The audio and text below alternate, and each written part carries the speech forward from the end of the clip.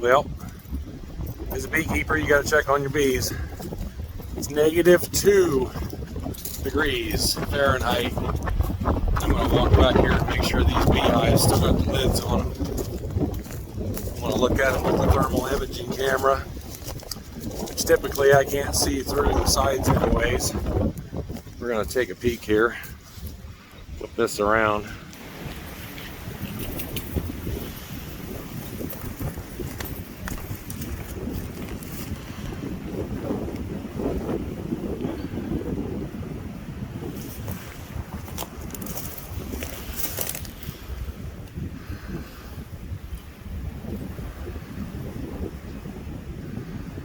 I see a warm spot right in the middle.